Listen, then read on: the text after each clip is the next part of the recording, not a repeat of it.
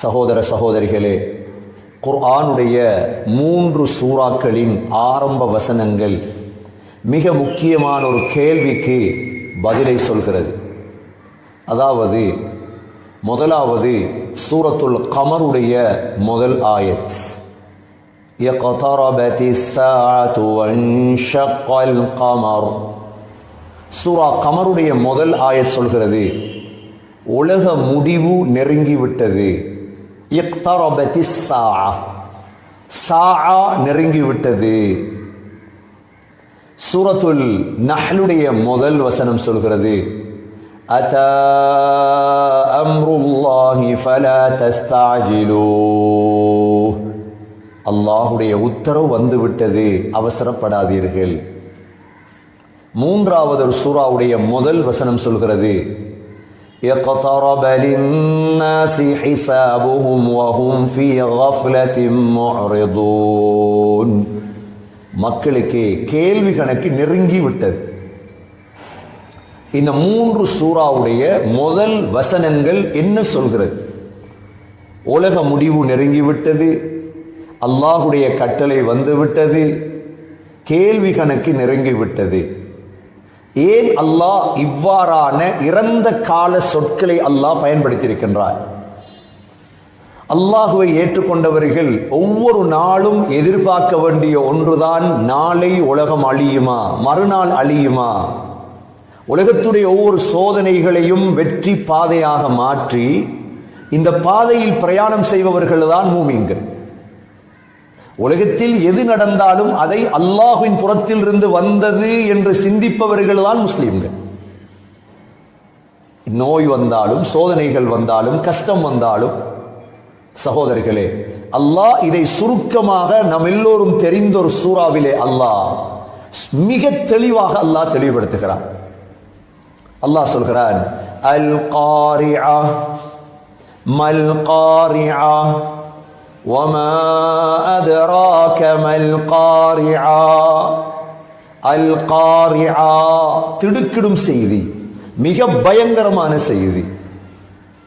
மல் காரிஆ, அந்த பயங்கரமான செய்தி என்ன? வமா அத்ராக மல் காரிஆ. நபியே, அந்த காரிஆ என்றால் உங்களுக்கு அறிவித்தது எது? ஒரே சொல் 3 தடவை, ஒரே சொல் 3 தடவை.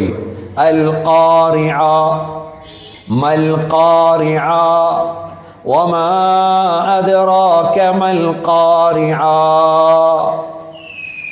ஒரே சொல்லை அல்லாஹ் 3 தடவை மடக்கி மடக்கி.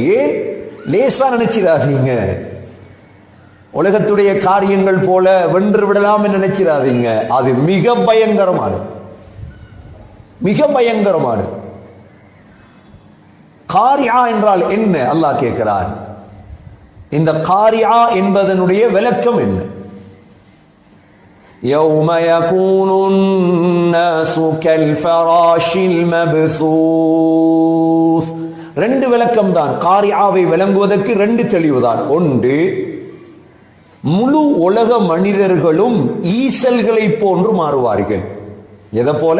குர்ஆன் ஈசலை பத்தி பேசுது. ஈசல், யௌம யகூனுன் நாசு கல் ஃபராஷில் மப்சூஸ். பரத்தப்பட்ட ஈசல்களை போன்று மனித சமூகம் மாறும். எப்பொழுது இது? மனித சமூகம் மரணத்துக்கு பிறகு இருக்கும் வாழ்க்கையை மறுக்கிறதா இல்லையா? மறுக்கக்கூடியவர்களை அல்லாஹ் எழுப்புவார். முழு உலக மனிதர்களும் மறுக்கிறார்கள், மரணத்துக்கு பிறகு வாழ்க்கை இல்லை. அல்லாஹ் சொல்கிறான் இருக்கிறது. எவ்வாறு எழுப்பாட்டுவேன் என்பதை சொல்லும் பொழுதுதான், யௌம யகூனுன் நாசு கல் ஃபராஷ். அரபியில ஃபராஷ் என்றால் ஈசல். ஈசலுக்கே அல்லாஹ் மனிதன் ஒப்பாக்கினான். ஈசலுக்கு திசை தெரியாது. ஈசலுடைய ஆயுள் மிக குறுகியது. ஈசல் ஒரு வெளிச்சத்தின் பக்கம் பறந்து சென்று மரணித்துவிடும். முழு உலகத்துடைய கபரையும் அடக்க ஸ்தலங்களையும் அல்லாஹ் எழுப்பாட்டியதோடு எல்லோருமே பூமிக்கு மேல் ஈசல்களை போல் கிடப்பார்கள். கண்ணியமிக்க சகோதர சகோதரிகளே, ஈசலை போல் கிடக்கும் பொழுதுதான் இஸ்ராஃபீல் அலைஹிஸ்ஸலாமுடைய இரண்டாவது சூர் சத்தம் கேட்கும். அந்த சத்தம் கேட்டதோடுதான் அல்லாஹ் சொல்கிறான், நீங்கள் எல்லாம் வெட்டுக்கிளிகளை போன்று மாறுவீர்கள். குர்ஆன் ஈசலை பற்றியும் பேசியிருக்கிறது, வெட்டுக்கிளியை பற்றியும் பேசியிருக்கிறது. அல்லாஹ் சூரா கமர்லே தெளிவுபடுத்துகிறான், இக்தரபத்திஸ் ஸாஅத்து வன்ஷக்கல் கமர் وَإِنْ يَرَوْا آيَةً يُعْرِضُوا وَيَقُولُوا سِحْرٌ مُسْتَمِرٌ وَكَذَّبُوا وَاتَّبَعُوا أَهْوَاءَهُمْ وَكُلُّ أَمْرٍ مُسْتَقِرٌ وَلَقَدْ جَاءَهُمْ مِنَ الْأَنْبَاءِ مَا فِيهِ مُزْدَجَرٌ حِكْمَةٌ بَالِغَةٌ فَمَا تُغْنِ النُّذُرُ فَتَوَلَّ عَنْهُمْ يَوْمَ يَدْعُ الدَّاعِ إِلَى شَيْءٍ نُكُرٍ خُشَّ عَنْ أَبْصَارُهُمْ يَخْرُجُونَ مِنَ الْأَجْدَاثِ كَأَنَّهُمْ جَرَادٌ مُنْتَشِرٌ.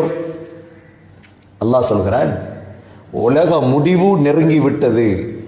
நீங்க உலகம் எல்லாம் சேர்ந்து சொல்றீங்க உலகம் நிரந்தரமாக இருக்கும். உலகத்தை படைச்சவன் சொல்லிட்டான், உலக முடிவு நெருங்கி விட்டது. அதற்கு ஒரு அடையாளம் தான் வன்ஷக்கல் கமர், சந்திரன் பிளந்து விட்டது. சந்திரனை போய் பாருங்க, பிளந்திருக்கிற சந்திரன். நபி ஸல்லல்லாஹு அலைஹி வஸல்லமுடைய காலத்திலே, அந்த காலத்தில் அல்லாஹ்வை ஏற்றுக்கொள்ளாதவர்கள், ஸல்லல்லாஹு அலைஹி வஸல்லமை மறுத்தவர்கள், மரணத்துக்கு பிறகு இருக்கும் வாழ்க்கையை பொய்ப்பித்தவர்கள், இந்த மூன்றும் செய்தவர்கள் கேட்டார்கள், முஹம்மத் ஸல்லல்லாஹு அலைஹி வஸல்லம், இந்த சந்திரனை பிளந்து காட்டினால் உங்களோட அல்லாஹ்வை நாங்க ஏற்றுக்கொள்வோம். அல்லாஹ் என்ன செஞ்சான்? இரவு நேரம், பௌர்ணமி நிலவு, 14ஆம் இரவு, முழு ஃபுல் மூன் சந்திரனாக இருக்கும் பொழுது நபி ஸல்லல்லாஹு அலைஹி வஸல்லம் அனைவர்களையும் அழைத்து வந்து என்ன சொன்னார்கள்? சந்திரனுக்கு விரலை காட்டினார்கள். சந்திரன் 2 துண்டாக மாறியது. அதில் ஒரு துண்டு ஜபலு அபி குபைஸ் என்ற மலையின் பக்கமும், மறு துண்டு குஐகான் என்ற மலை பக்கமும் மக்காவிலே சென்றது. நடுவிலே ஹிரா குகை அமைந்திருக்கும் ஜபலு நூர். அந்த காலத்தில் உலகத்தில் இருந்த எல்லா மனிதர்களும் அந்த சந்திரன் பிளப்பதை பார்த்தார்கள். அதனாலதான் வரலாறுகளை தேடி பாருங்கள், இந்த சந்திரன் பிளப்பதை இந்தியாவுடைய கேரளாவுடைய மலபார் மன்னன் ஸ்ரீ பெருமாள் என்பவர் அந்த நேரம் பார்த்து கொண்டிருக்கிறார். அதை பார்த்துதான் இந்தியாவிலே மலபாரிலே முதல் அல்லாஹ்வை ஏற்றுக்கொண்ட ஒரு மன்னர் அவர்தான். உடனே இதை தேடுகிறார். சந்திரன் சும்மா பிளக்காது. நாம் அடிக்கடி சொல்லுவது, யாரும் மடத்தனமாக அல்லாஹ்வை ஏற்றுக்கொள்ள தேவையில்லை. நீங்க மடத்தனமாக இஸ்லாம் உண்மை என்று ஏற்றுக்கொள்ள தேவையில்லை. யாருக்கும் பலாத்காரம் இல்லை. சிந்தியுங்கள், யோசியுங்கள், அல்லாஹ் உண்மையா, ரசூல் உண்மையா, மரணத்துக்கு பிறகு வாழ்க்கை இருக்கிறதா, உங்களுக்கான ஆதாரம் இருக்கிறது. இந்த சந்திரன் பிளந்த ஆதாரம், சந்திரனை போய் ஆராய்ச்சி செய்யுங்கள். அதில் பிளப்பு இருந்தால் அல்லாஹ்வை ஏற்றுக்கொள்ளுங்கள். இந்த மன்னர் தேடுகிறார். 2 பேரை அனுப்பினார். 2 பேரும் அல்லாஹ்வை ஏற்றுக்கொள்கிறார்கள். தேடி தேடி ஒருவர் மஸ்கத்திலே ஒமானிலே மரணித்தார். ஒருவர் வந்துதான் மலபாரிலே அல்லாஹ்வை பற்றி அறிமுகம் செய்தார். வரலாற்று புத்தகங்களை தேடி பாருங்கள். சந்திரன் பிளந்ததை வைத்து முதல் அல்லாஹ்வை ஏற்றுக்கொண்ட மன்னர் இந்தியாவுடைய மலபார் மன்னர்.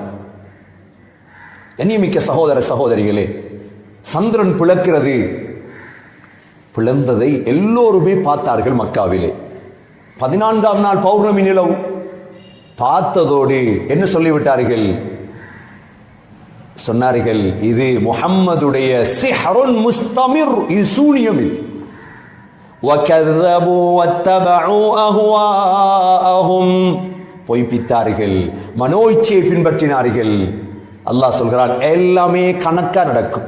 وَكُلُّ أَمْرٍ مُسْتَقِرٌ وَلَقَدْ جَاءَهُمْ مِنَ الْأَنْبَاءِ. ஒவ்வொரு செய்தியும் வருகிறது. ரெடியாகு, உலகத்தை அழிக்க போறேன் ரெடியாகு, நோயை தந்தாச்சு ரெடியாகு, வெட்டுக்கிளிய தந்தாச்சு ரெடியாகு. ஒன்றொண்டா வருது சோதனை, ஒன்றொண்டா வருது சகோதரர்களே சோதனை வந்து கொண்டே இருக்கு. சும்மா வாரதில்லை, எதுவும் அனுப்பக்கூடிய ஒருவன் இருக்கின்றார்.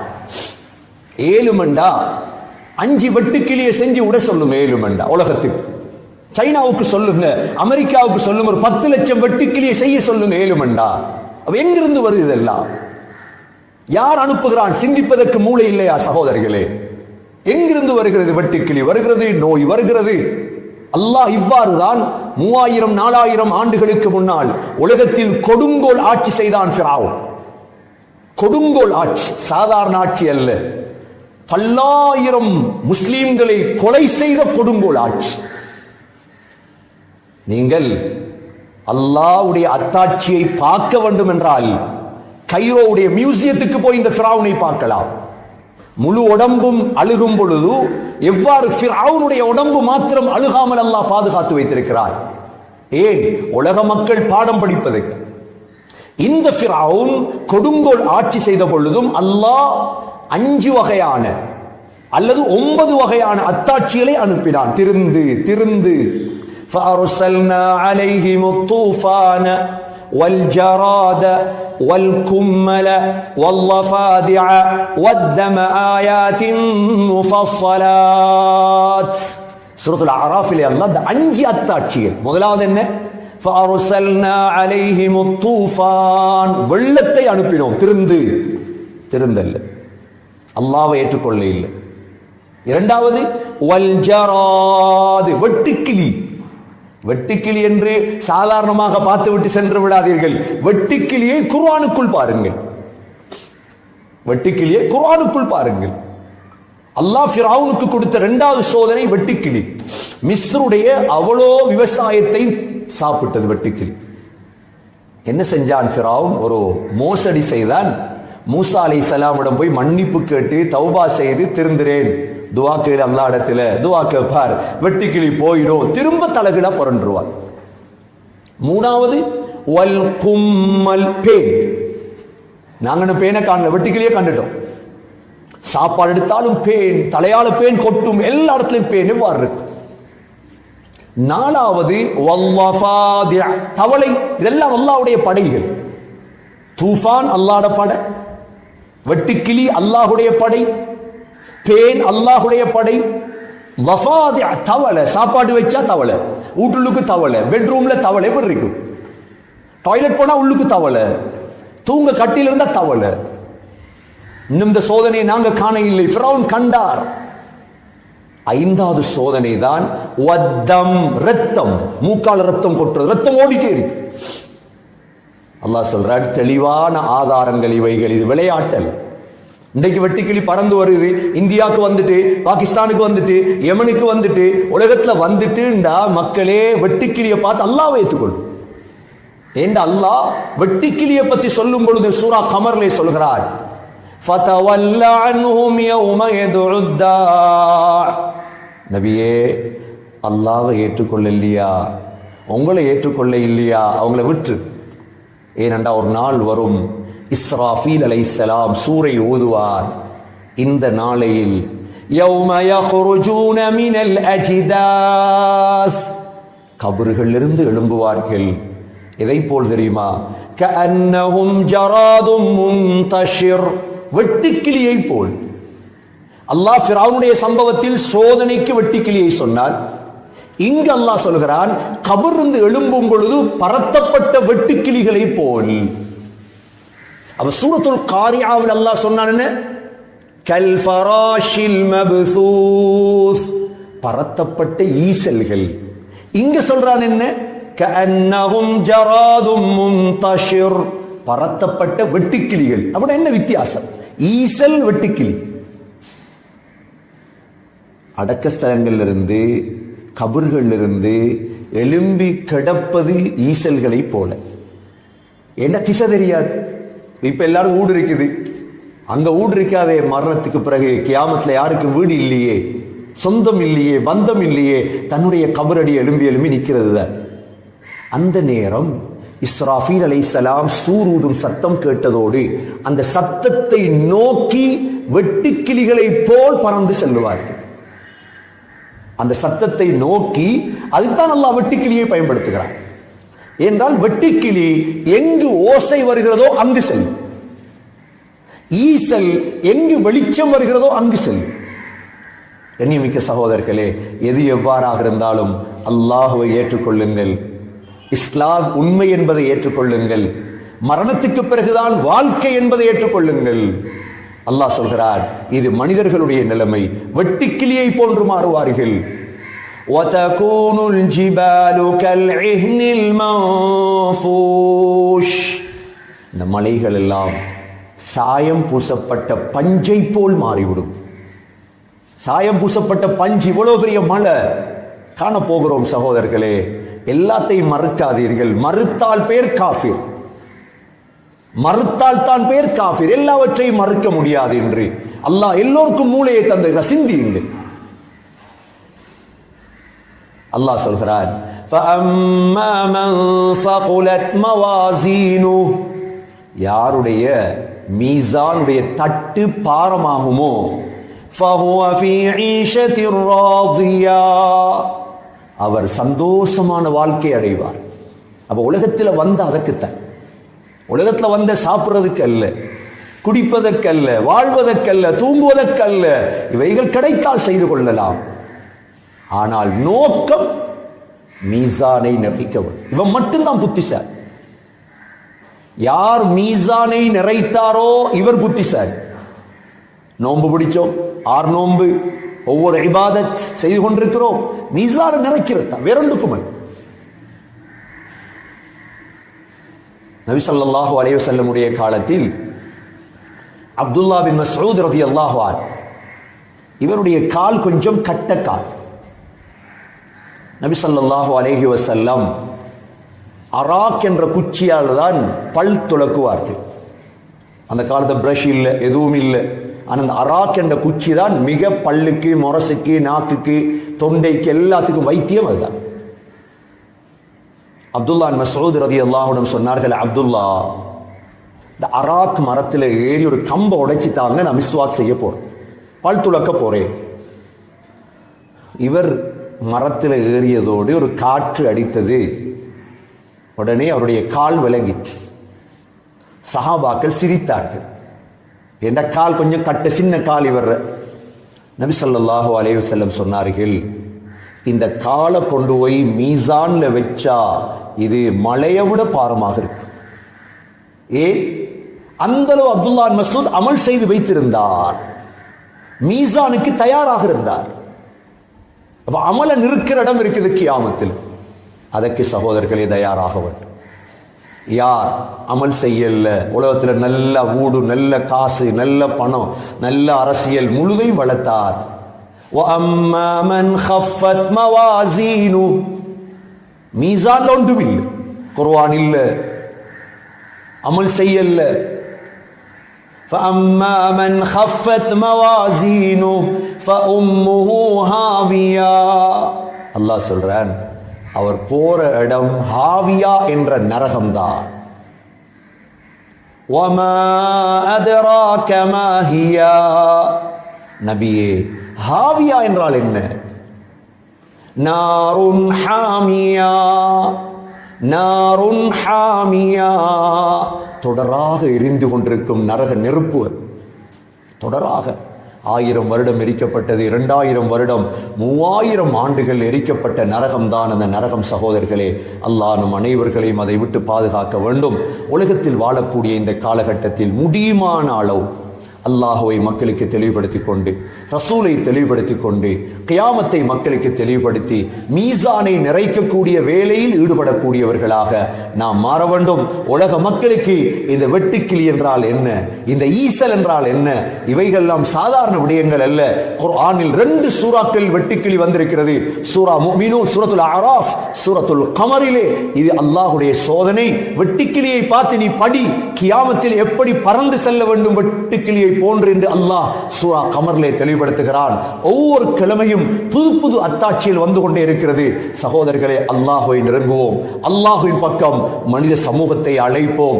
எது எப்பொழுது எந்த நேரத்தில் வந்தாலும் அதற்கு நாம் தயார் என்ற நிலையில் எங்களை ஆக்கிக் கொண்டு அல்லாஹ்வின் பக்கம் திசை திரும்பியவர்களாக வாழ எல்லாம் வல்ல அல்லாஹ் நம் அனைவர்களுக்கும் தௌஃபீக் செய்வானாக.